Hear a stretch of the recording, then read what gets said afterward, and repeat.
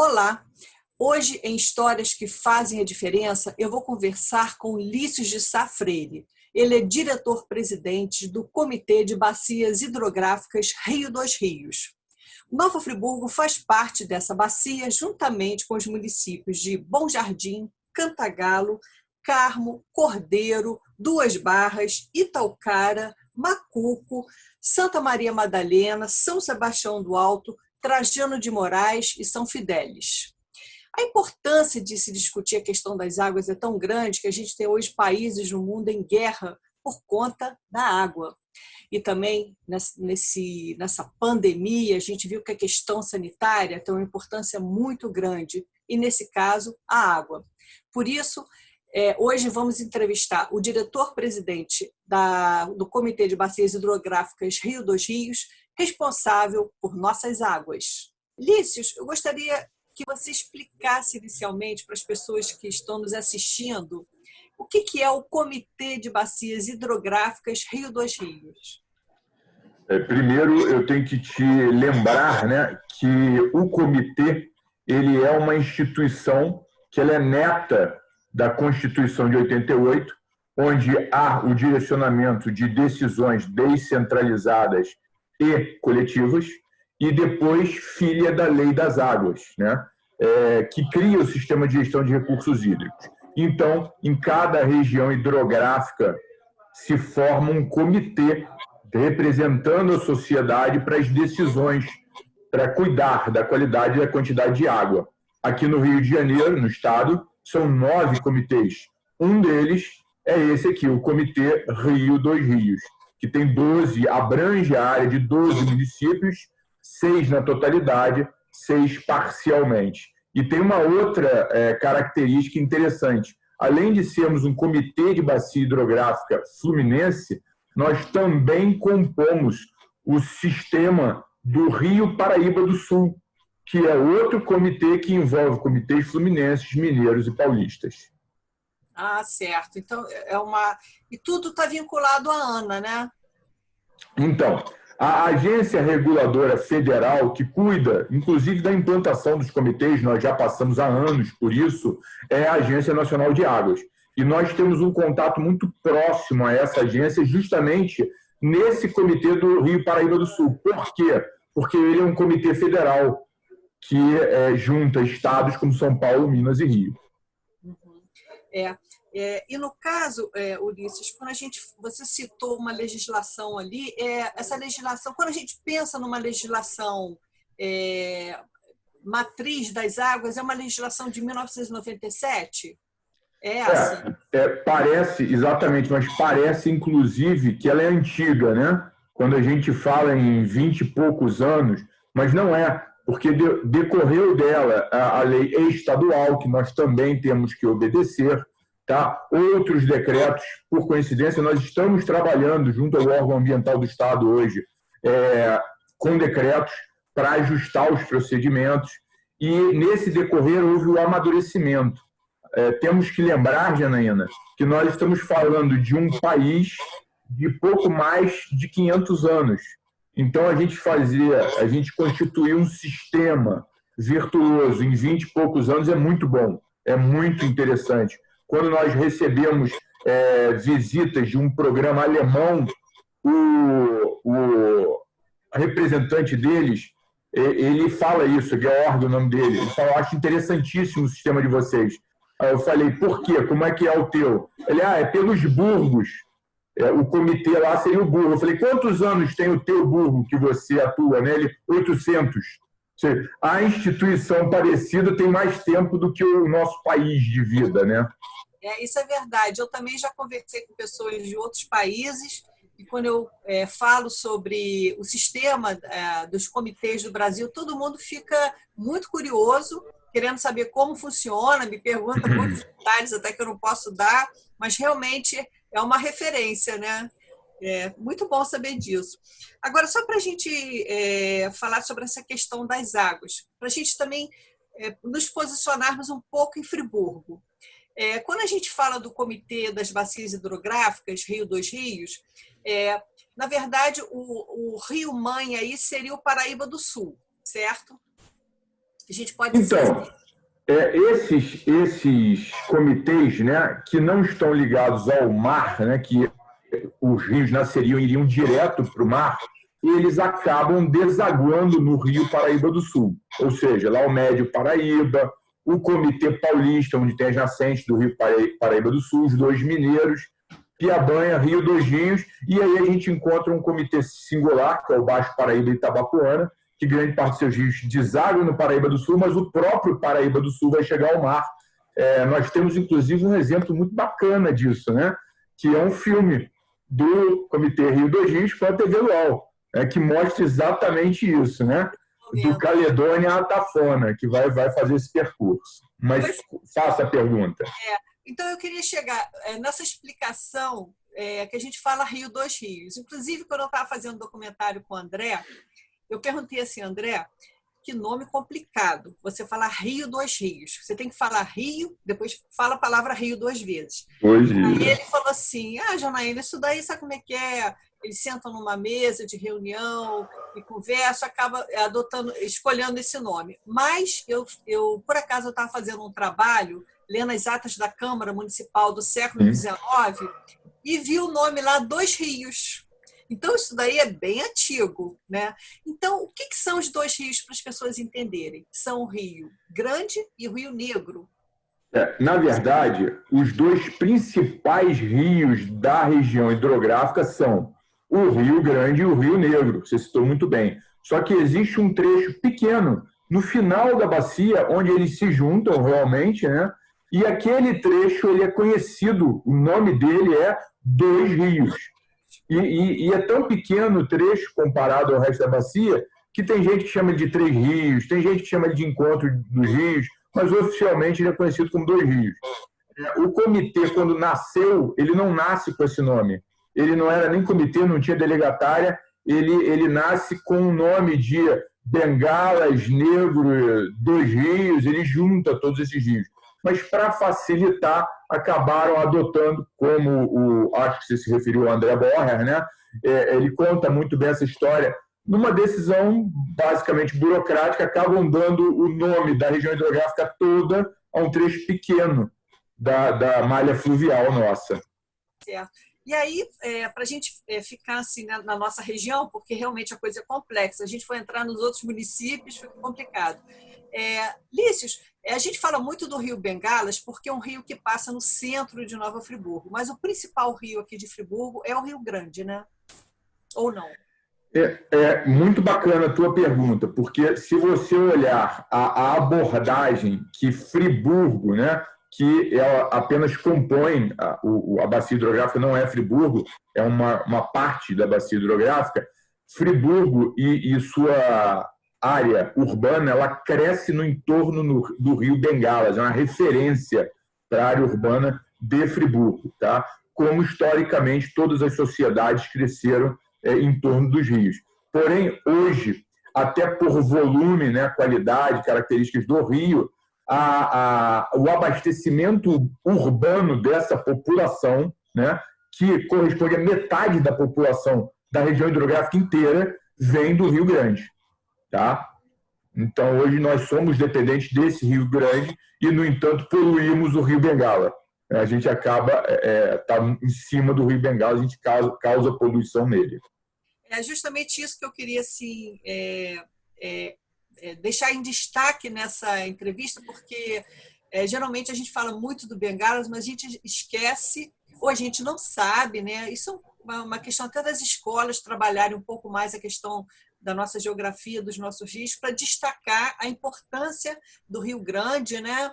Inclusive, ele passa por uma região agrícola, que é o terceiro distrito, que abastece com hortaliças, né? A região metropolitana do Rio de Janeiro, né? Tanto é que quando teve aquele desastre ambiental, o Rio de Janeiro ficou sem legumes, verduras, porque essa região é que abastece a região metropolitana. E o Rio Grande passa por essa região, né?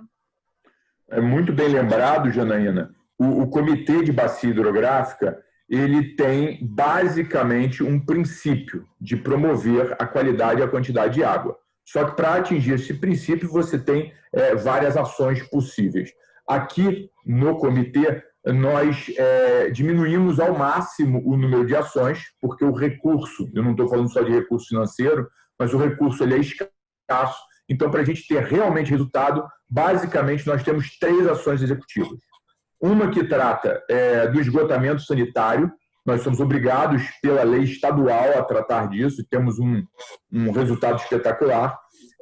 O outro que trata de educação ambiental com monitoramento participativo de jovens. E aí, para chegar à tua pergunta, nós temos um projeto chamado Diagnóstico e Intervenção. Imagina, com pouco recurso, você atuar em todos os problemas relativos à qualidade e à quantidade de água em toda a região hidrográfica. Não dá. Então, nós usamos mapas federais, estaduais, municipais e de própria produção do comitê para priorizar áreas. Uma das áreas prioritárias de importância de mananciais, é o termo que a gente usa, né? É exatamente essas 6 microbacias que nós chamamos, né, o Alto Curso do Rio Grande, que é essa que você se referiu. Ela é cruzada pela Teresópolis-Friburgo, que é uma importante estrada. Tem alguns que dão uma alcunha a ela, né? O Triângulo das Verduras, que justamente o que você se referiu, né? Tem uma grande produção olerícola aí. E nós temos um projeto importante que é a parte da intervenção, o diagnóstico já prioriza ela, a intervenção é oferecer para essa sociedade, né, técnicas, investimento em adoção dessas técnicas para, mesmo produzindo, porque nós temos que continuar produzindo alimento, ser uma área de preservação, né, ambiental, no sentido de reter água, fazer, né, promover a recarga das bacias hidrográficas, dos lençóis, com o melhor da qualidade. E aí a gente não pode esquecer que o comitê ele é uma instância articulativa, ele está promovendo a articulação com os mais diversos entes da sociedade, tá? E aí a gente tem que citar a Emater, que é a empresa de extensão do Estado do Rio de Janeiro, a FITERJ, que é a Fundação Instituto de Pesca, colégios icônicos na região. Eu gostei muito do início da tua pergunta. Nós não podemos nunca esquecer nossa geografia e nossa história, senão a gente vai continuar errando. Então, a promoção desse projeto, que a gente chama de diagnóstico e intervenção, está em curso. E a gente, em breve, é até uma boa ideia, né? A gente quer divulgar isso e conta com vocês durante as ações. Vocês vão ser convidados. Claro. Ulisses, você citou essas ações do comitê dessa região. Quando você fala, eu não me lembro o termo que você usou, mas em algumas... No caso, no sentido seria de ações, você está se referindo ao sistema de irrigação das lavouras e uso de agrotóxico? Vocês têm essa ingerência via Emater e tal? Vocês são órgão fiscalizador ou orientador nesse sentido? Isso, boa pergunta, tá? Primeiro, o comitê ele tem que diagnosticar, ele tem que obter informações para tomar decisões o mais precisamente possível. E qual é a característica de um comitê? Ele é articulador deliberativo. Quem faz lei é o Estado e o município. Tá? Quem faz cumprir, quem tem ação fiscalizadora, são órgãos desses entes. Nós somos promotores. Então, por exemplo, nessa região, se você produz muito alimento, nós sabemos que, classicamente, se usa defensivos agrícolas, se usa um tipo de exploração de solo que não cobre esse solo, então você tem uma erosão, você tem uma perda de nutrientes quando você tem as chuvas. E nós já temos técnicas, não o comitê, mas a sociedade tem técnicas. Por exemplo, uma das que a Emater usou muito e os nossos produtores rurais adotaram é a adubação verde. Então, para quem não tem, nós promovemos, damos instrução, custeamos, às vezes, a implantação. Nós podemos também, outra técnica, tá, que eu vou citar, porque nós temos um rol, dentro desse projeto, um rol que os produtores, quando ofertado, eles podem optar, que é a associação, o consórcio, o plantio direto, que começa a diminuir e evitar o uso desses produtos. Tá? Vamos sair um pouquinho desse tema, a gente pode voltar, Janaína, mas, por exemplo, é interessante um investimento na parte de esgotamento sanitário rural. O comitê já entendeu que sim. Então, também é um rol possível dentro dessas práticas, tá? Que o proprietário pode optar quando ofertado a ele. E o sistema de irrigação também é fundamental, né? Porque Perdão. de água, né? Isso, eu não falei dele. Na verdade, nós já temos exemplos de outros comitês. A gente fala muito hoje, ao invés de usar aquele equipamento aspersor, às vezes até está molhando a estrada, a gente usar um equipamento de gotejamento. Tá? E a gente já tem aqui, inclusive. Então, às vezes, o comitê ele custeia essa instalação, que costuma, né? Por que todo mundo não usa? Se você usa menos água e ele é mais eficiente? Porque ele tem um investimento inicial maior. Então, o comitê também pode fazer isso. É uma das opções. Agora, tem uma opção no meio, Janaína. Por exemplo, o comitê tem capacidade de pegar esse equipamento que o produtor rural já tem e adequar a pressão para que ele não irrigue a estrada, para que ele irrigue adequadamente a sua lavoura. Todas essas opções são possíveis. Por isso que a gente trabalha com um rol de prática. Eu tinha esquecido que você falou da irrigação e eu acabei não falando dela. Não, eu falei sobre isso porque eu fiz um documentário em Italcara, e por conta do desmatamento daquela região, aí vem o processo histórico de plantio de café e a falta de água. Os agricultores lá, eles têm um limite, inclusive, para captação de água, e todos eles usam o sistema de gotejamento, que eu achei bem interessante, né? Ele é bem mais eficiente, tá? Ele perde menos água para o ambiente, e quando ele é somado a outras atividades, outras práticas, Janaína, ele é melhor ainda. Por exemplo, lembra que eu falei da adubação verde, que é adotada aqui? Ou a cobertura de solo, que você planta aveia, por exemplo, para o solo não ficar desnudo. Isso promove a não perda de água. Então, você gasta menos água ainda. O gotejamento já economizou e o solo fica úmido mais tempo. E são várias práticas, é interminável o número de práticas que já existem. Hoje nós temos que nos focar na implantação e adoção dessas práticas. Tá?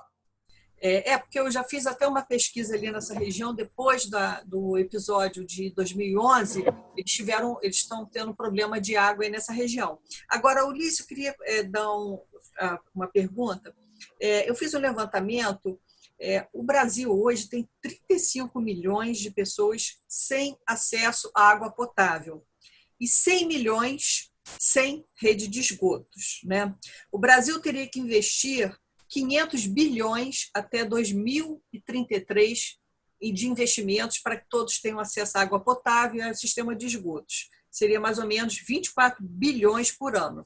Mas, agora, há pouco tempo, foi votado o marco regulatório de saneamento, né? E agora estão abertas licitações para concessão de água e esgoto dos municípios. Mas Friburgo já tem, é um dos raros municípios do Brasil que esse processo já vem sendo feito por uma empresa privada, que é a Águas de Nova Friburgo, né? Então, Janaína, na verdade você fez uma pergunta que se divide em dois historicamente, e inclusive por isso chama-se marco, né? Antes disso, nós já trabalhamos aqui no Rio dos Rios, onde eu considero a história de maior sucesso, tá? Dentro desses programas que eu te falei. Vou te contar a história rapidamente.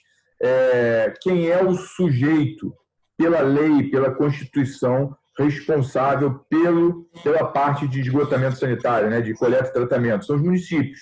Só que a gente sabe, né, não tem nenhuma alusão por trás dessa minha frase, mas a gente sabe que os municípios passam dificuldade e aí eles acabam não fazendo ou não tendo para a sua população, para a sociedade, o melhor serviço.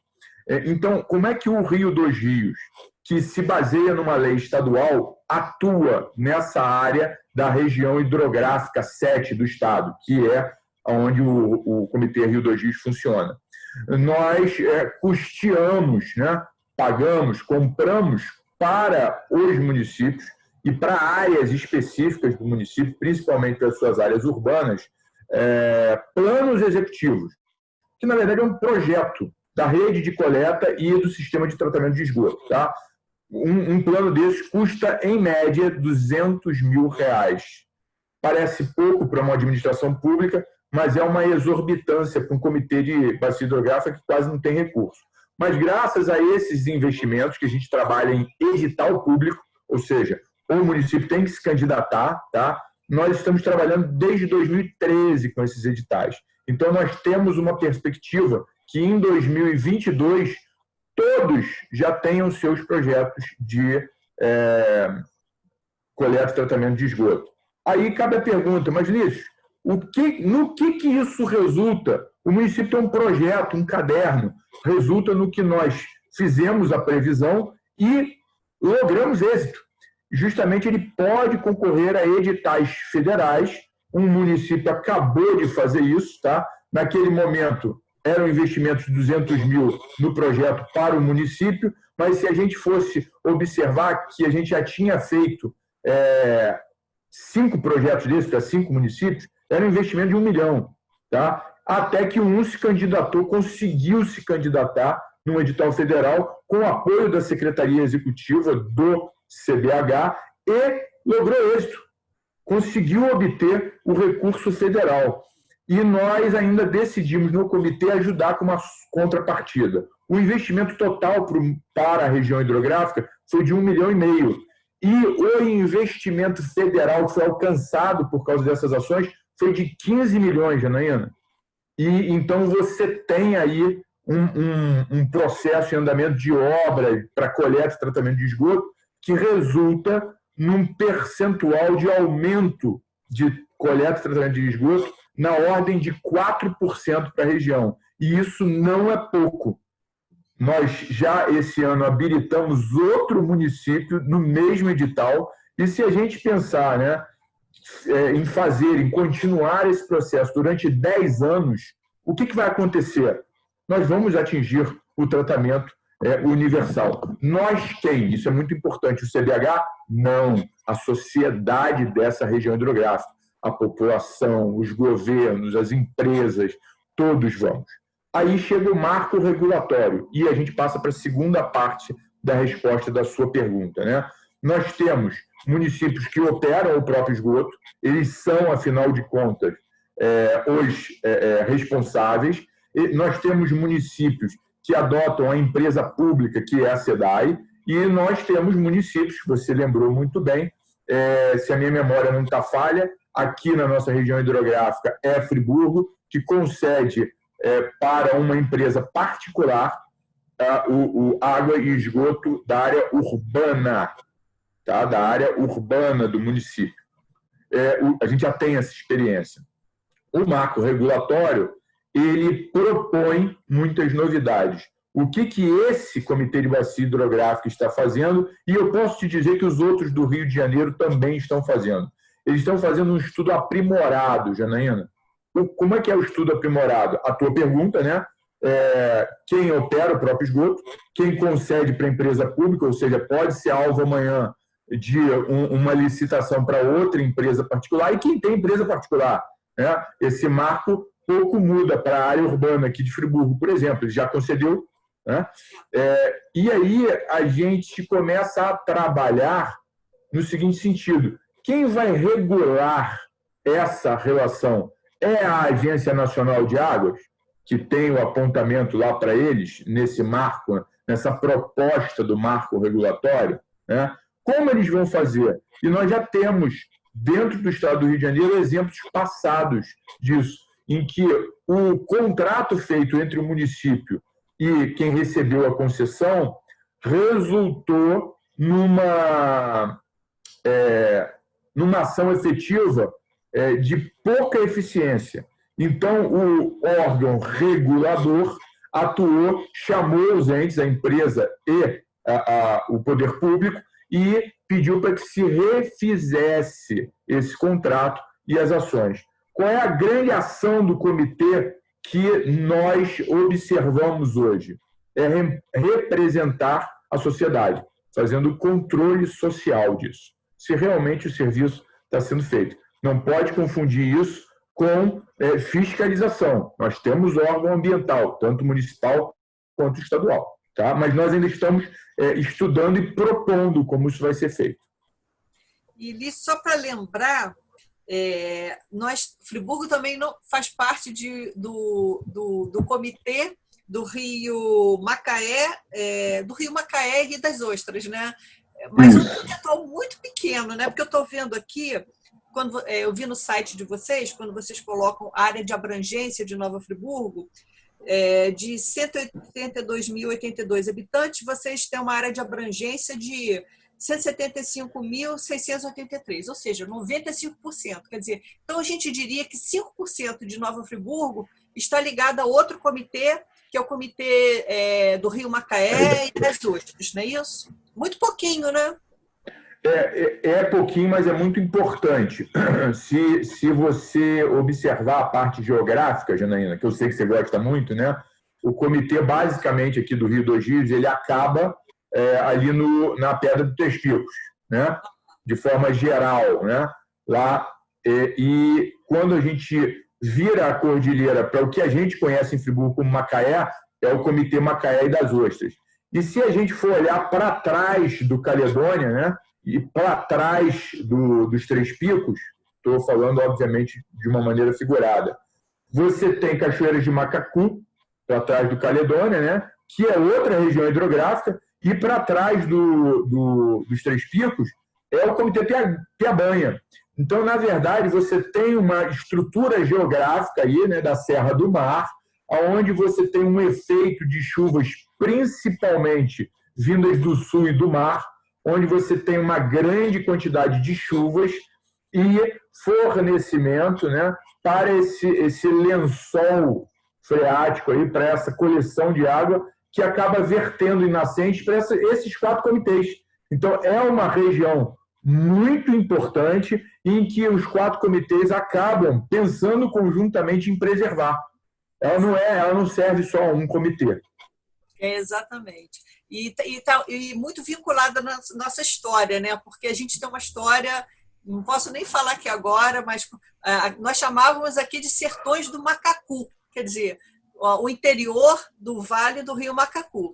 Ulisses, nós já estamos assim esgotados no nosso tempo. Muito obrigada aqui pela sua participação. Eu queria, inclusive, convidar as pessoas para acessar o site do Comitê de Bacias Hidrográficas Rio dos Rios, que tem todas as informações ali, é muito completo, tudo que a gente precisa saber de legislações, das ações de vocês, está tudo ali, teses, né? Material acadêmico, é completo, maravilhoso. Quem quiser se debruçar mais sobre essas informações, e também dizer que vocês são órgão participativo. Qualquer pessoa pode participar das reuniões do comitê. E vocês estão sempre convidando, né? Sim, as reuniões são públicas, tá? A pessoa não tem voto, só se no momento eleitoral ela se candidatar e conseguir lograr êxito. E a gente tem um hábito, toda informação que a gente baseia as decisões do comitê, nós damos publicidade exatamente através da página do site do comitê. Tenha esse cuidado com a equipe da delegatária maravilhosa, que é coordenada ali pelo André Borja, a gente conhece, vale a pena a informação para o cidadão de maneira geral, mas, Janaína, principalmente para os colégios. Eles têm informações maravilhosas em suas disciplinas de biologia, geografia, história. Tem material ali, né? Tem sim. Ulisses, muito obrigada aí pela participação e parabéns pelo trabalho do comitê, pela importância, principalmente agora pós-pandemia, que a gente, mais do que nunca, tem que se preocupar com a questão sanitária, e a água é tudo, né? Diretamente ligada à saúde, e eu é que agradeço, Janaína, a oportunidade do comitê poder ser divulgado mais uma vez. E esperamos mais contatos de vocês. Tá certo, muito obrigada.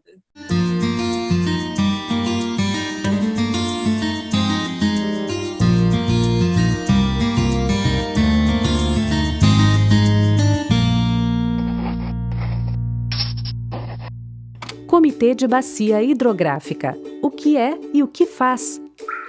A água doce é um bem importante para todos os seres vivos, sejam pessoas, animais ou plantas, que necessitam dela para viver. Além disso, é essencial para a geração de energia, processos industriais, produção de alimentos, no transporte de cargas e pessoas, na pesca, seja por lazer, para subsistência ou industrial, e no saneamento básico. Enfim, em toda parte e a toda hora, a água é fundamental para o conforto e sobrevivência de todos no planeta. Por isso, é necessário garantir todos os usos e, ainda mais, cuidar da conservação do meio ambiente. Tudo que se relaciona à água e aos seus diferentes usos envolve grupos de pessoas cujos interesses devem ser respeitados. Todos veem e utilizam a água de uma maneira. São objetivos, necessidades e expectativas muito diferentes e importantes. E as ações de cada um podem afetar todos os demais. Para entender melhor como isso acontece, é essencial primeiro aprender o que são bacias hidrográficas. Uma bacia hidrográfica é uma região que compreende diversos cursos d'água que convergem para um rio principal, cujas águas são despejadas por uma única foz. Parte da água da chuva que cai nessa região escoa para os leitos dos rios, outra parcela volta para a atmosfera por evaporação, e outra ainda é armazenada no subsolo para formar os aquíferos, que são grandes reservatórios subterrâneos.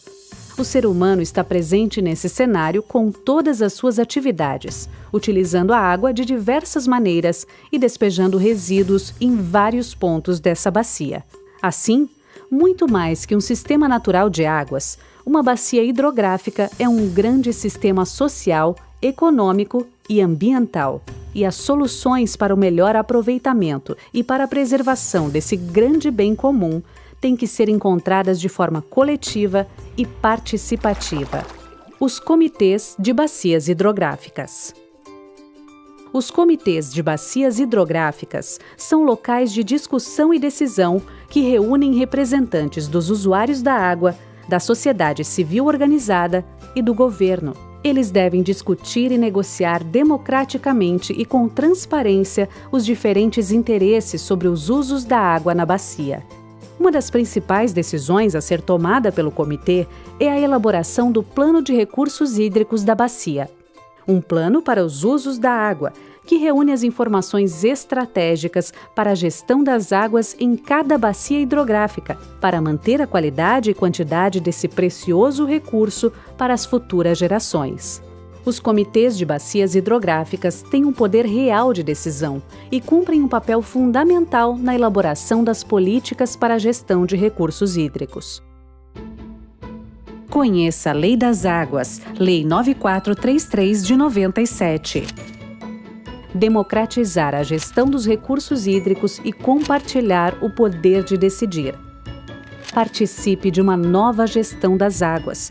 Acesse www.ana.gov.br para saber mais sobre a atuação da Agência Nacional de Águas junto aos comitês de bacia hidrográfica.